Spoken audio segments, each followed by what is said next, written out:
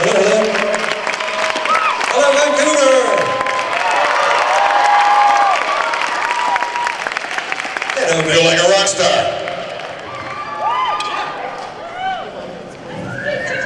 Hello, everybody. Sorry we're a bit late.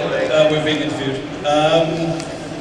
Welcome to the panel. My name's Gavin Blair. I'm one of the guys who co-created Reboot. And with me today are Sharon Alexander, voice of Andrea, Shirley Milner, voice of Hexadecimal, and Gary Chalk, voice of them all. Thank you, a polite rounding of cheers. Thank you so much. Now, typically I didn't plan anything for this panel, and we're in a barn full of people. Oh my God. I was just going to do the regular Q&A thing, so if you can just shout up, unless anybody has anything to say. Anybody want to say hello? Well, I think first of all, before we do anything, I've got to say I've been looking at a lot of the costumes and stuff that are out here. I'm going, yeah, baby! Reboot's still alive! Look at that, we got Bob over there, we've got Andrea over there, Stand up. everybody listen to Mike the TV! He's right there, yeah, baby! And he's got somebody in there somewhere. Oh, there he is, oh, look at this man, that's Bob. We're rocking, we got another Andrea over there, where's Bob? We got Bob over there. I see a hexadecimal hiding somewhere in the back. There she is. They got a hex with Andrea. How often do you see a hexadecimal costume in one of these things? Not very often. But I just want to, and another Bob over there too. Yeah. That's Enzo, Gary. Oh, so is that Enzo? No, you're a little old for an Enzo, but hey, the Enzo is very cool, man. That's very cool. Yeah, look at Mike. Mike's going to be doing all the announcing for us today because he is the voice of the show. And he has a bucket of nothing.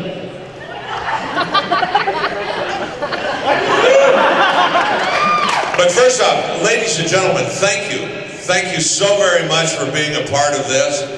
Thank you for coming out, and thank you for watching and supporting the show for all these years. I know, as for myself, I'm very proud to be part of an iconic production. The first CGI TV series in the world. Where did it come from? Right here in Vancouver, BC.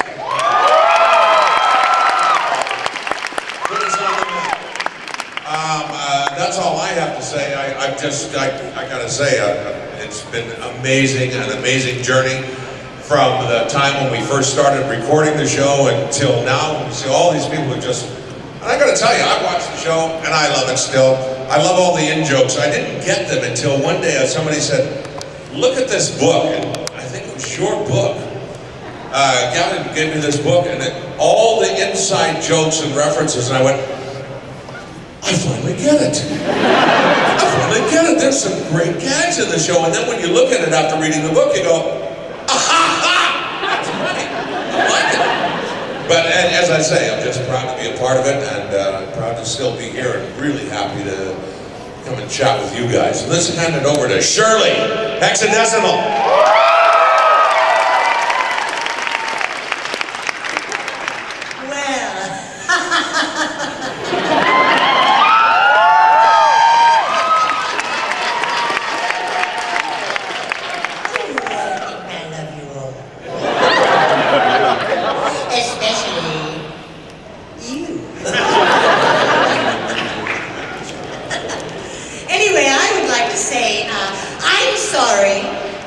To all the parents and the little ones that I apparently gave nightmares to.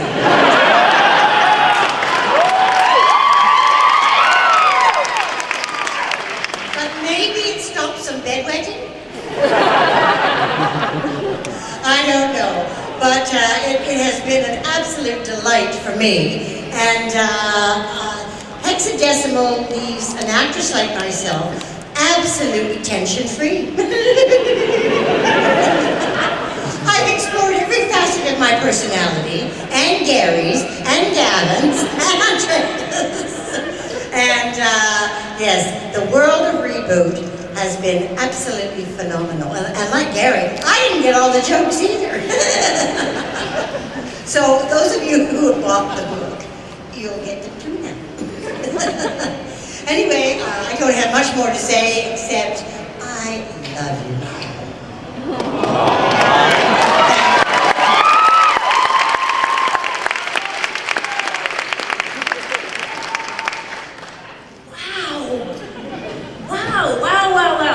Reboot was the very first job that I ever had in the voice world, and it was because of Gary, Mr. Gary Jock. And I told this story a few years ago at one of these. I was working in TV and I'd worked with Gary, and he said, hey, there's a character on this show that I do, this little show, and they're gonna age her, she's gonna grow up, and I think that your voice would be a good transition from little Andrea's.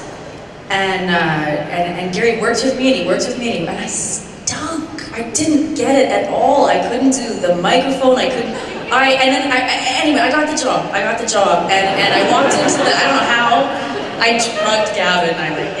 But I walked in, I remember the first day of recording, and these people had all worked together, and I'm working with like the top voice talent in anywhere.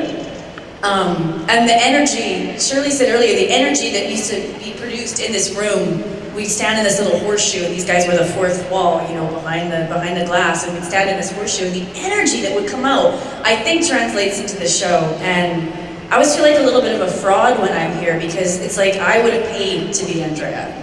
And I love her, and I love this, and thanks for having me.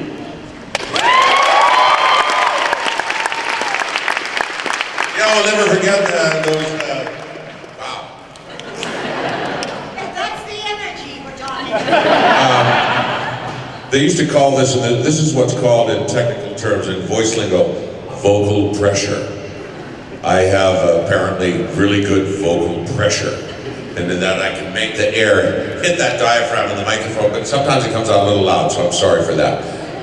Anyway, I remember with Sharon there, sitting in my basement, going over my old, I had this old multi-tracker sitting in the basement. I said, no, try it this way, don't try it this way, don't try it this way. She goes, this is hard.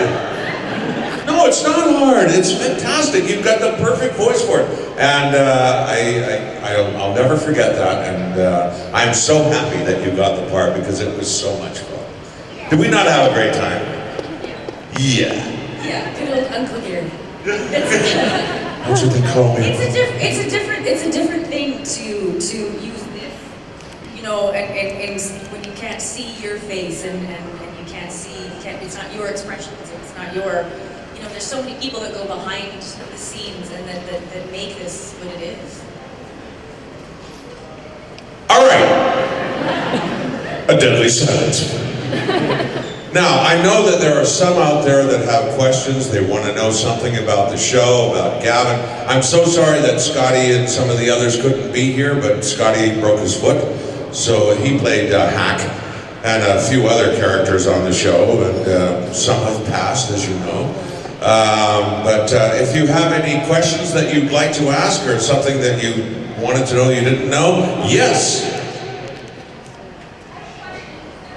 Go to the mic! Go to the mic! No microphone! Microphone, there's a microphone there.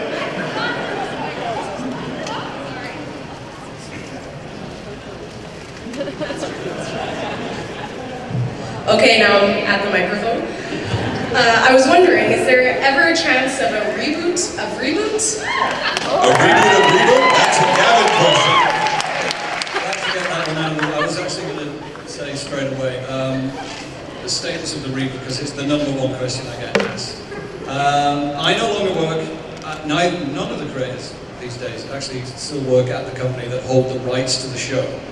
So the rights to the show are held by a company called Rainmaker Entertainment. It used to be Mainframe, now it's Rainmaker. They own the rights to the show, so it's entirely up to them what happens with Reboot.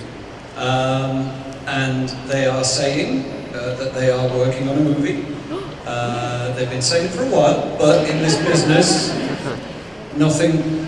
it's not unusual for something to take a while, especially a show like Reboot to take off. I think they say that it's dependent on other projects that they've got going, and if these projects work, then and they want to make money. So they say they're going to do it. I believe them, you know, but you just got to be patient and maybe keep bugging them, just so that they know, that there is love for the show out there. Just keep telling them, just keep saying, look, we want this show, we love the show, we want it back, and then that will urge them to work on it. So there you go. That's the reboot of Reboot question out of the way.